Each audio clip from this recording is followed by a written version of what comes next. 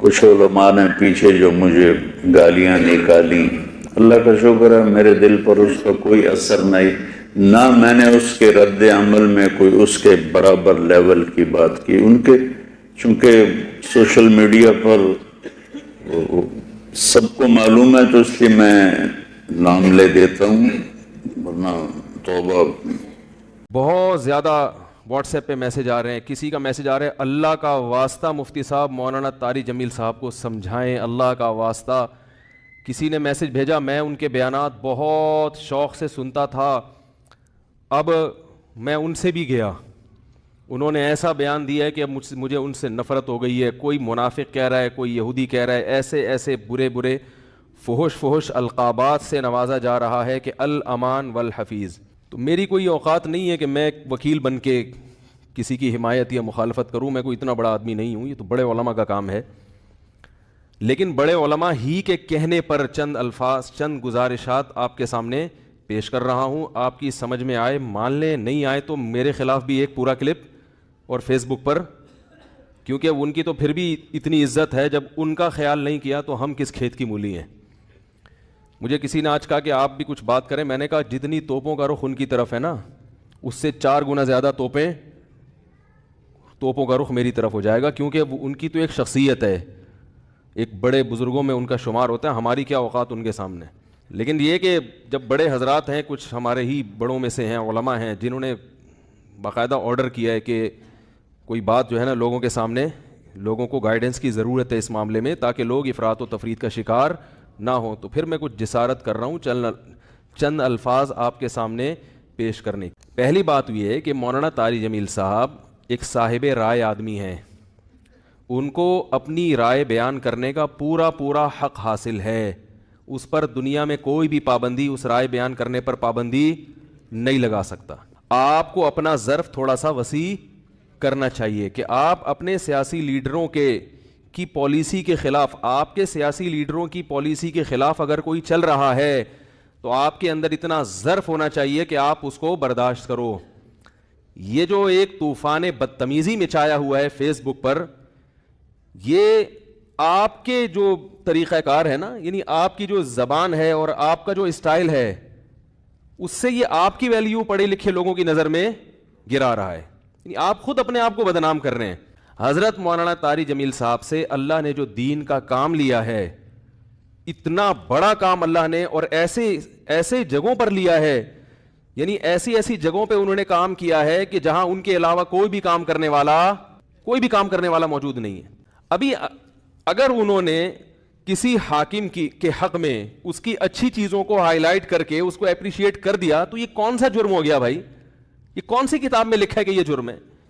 لوگوں کے میسج آ رہے ہیں، امام احمد ابن حنبل ظالم حاکم کے سامنے ڈٹ گئے تھے اور ان کا جیل سے جنازہ نکلا، امام ابو حنیفہ ڈٹ گئے تھے، انہوں نے وزارت کو قبول نہیں کیا، ان کا جیل سے جنازہ نکلا۔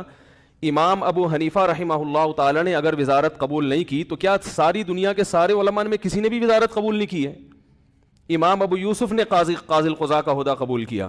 امام احمد ابن حنبل رحمہ اللہ تعالی جو اس حاکم کے سامنے ڈٹ گئے تھے، وہ اس بیس پہ نہیں ڈٹے تھے کہ وہ ان کا کوئی ذاتی رنجش تھی یا کوئی مسئلہ تھا۔ امام احمد ابن حنبل کو حاکم وقت مجبور کر رہا تھا کہ اس کی مرضی کا فتویٰ دیں۔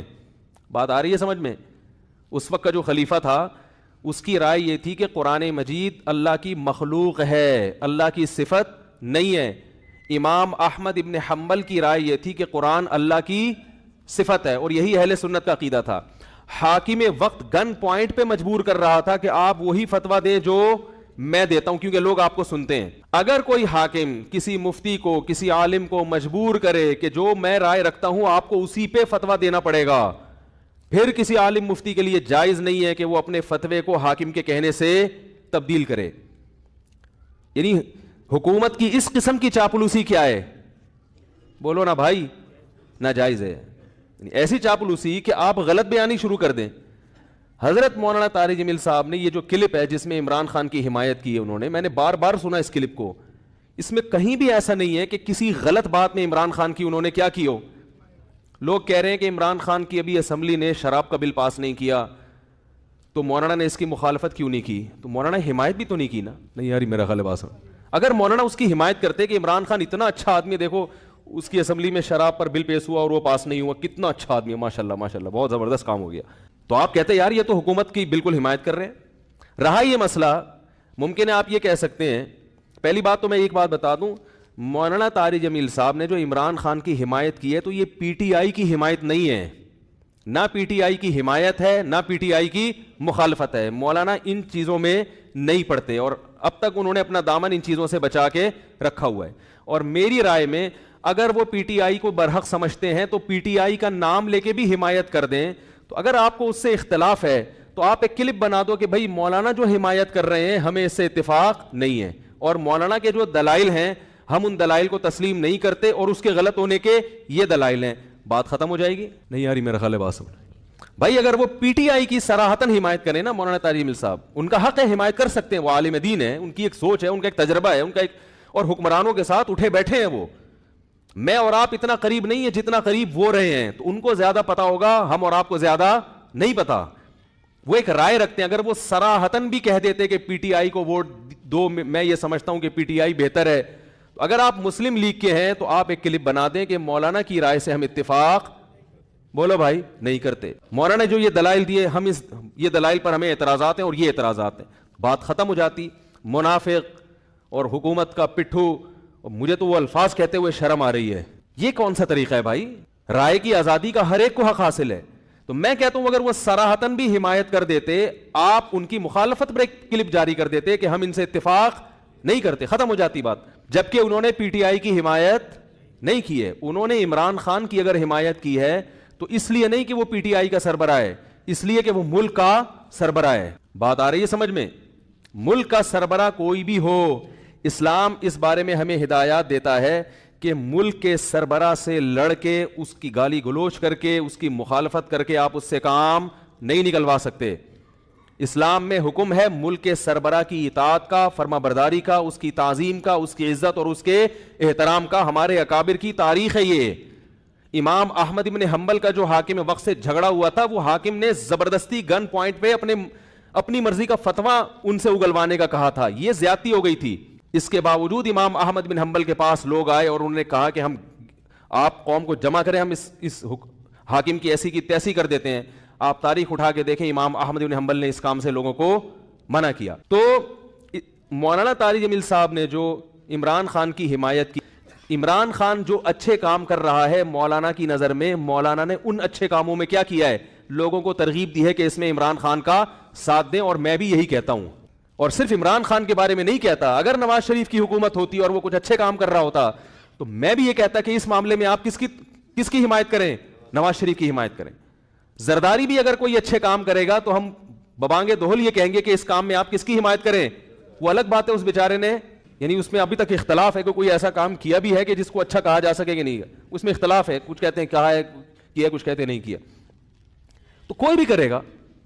اس سے پہلے مولانا طارق جمیل صاحب نواز شریف سے بھی ملتے رہے, مسلم لیگ کے صدر سے, اور جتنے بھی سیاسی لوگ آئے ہیں, جتنے بھی حکمران آئے ہیں, مولانا ان کے ساتھ ہمیشہ اچھا سلوک, بولو بھائی, کرتے رہے. کیوں کرتے رہے یہ میں ابھی آ رہا ہوں اس پر, کیونکہ اس کو لوگ کہتے ہیں یہ تو حکومت کے چاپلوسی اور مکھن لگانے والی پالیسی ہے. علماء حق کا تو یہ کردار نہیں ہونا چاہیے. علماء حق کا حکومت کے ساتھ کیا کردار ہونا چاہیے اس پہ میں ابھی آ رہا ہوں. پہلے میں اس بات کو ذرا کلیئر کر دوں کہ مولانا نے پی ٹی آئی کی حمایت نہیں کی ہے, مولانا نے پاکستان کے وزیر اعظم کی حمایت کی ہے. اور اس حمایت کی وجہ کیا ہے؟ آپ کہہ سکتے ہیں اس قسم کی حمایت سابق حکمرانوں میں سے تو کسی کی بھی نہیں کی. تو عمران خان کے کون سے ایسے سرخاب کے پر لگے ہوئے ہیں کہ ایک طرف سیاسی لیڈر اس کو یہودی ایجنٹ کہہ رہے ہیں, ایک طرف اس کو یہ کہہ رہے ہیں, ایک طرف اس کو وہ کہہ رہے ہیں, اور مولانا اس کو کیا کر رہے ہیں, حمایت کر رہے ہیں. تو آج تک ٹھیک ہے ملتے رہے ہیں, مگر اس طرح کا کلپ بنا کے باقاعدہ اپریشیٹ تو اب تک کسی کو کیا نہیں. اس کا جواب مولانا نے اپنے کلپ میں دے دیا. ابھی پھر میں نے بیان سے پہلے ان کا کلپ دوبارہ سنا ہے. مولانا نے کہا کہ یعنی پاکستان کو مدینہ جیسی ریاست بناؤں گا, یہ دعویٰ اب تک کسی وزیر اعظم نے نہیں کی. انہوں نے وجہ بیان کر دی, بھائی اتنا زبردست دعویٰ کیا ہے کہ میں مدینہ جیسی ریاست بناؤں گا, تو مجھے یہ دعویٰ بہت اچھا لگ رہا ہے, میرا دل چاہ رہا ہے کہ میں کیا کروں, اس کی حمایت کروں. آپ کہہ سکتے ہیں کہ عمران خان نے یہ جھوٹا دعویٰ کیا ہے, تو بھائی اگر آپ کی رائے کہ جھوٹا دعویٰ کیا تو آپ حمایت نہ کریں.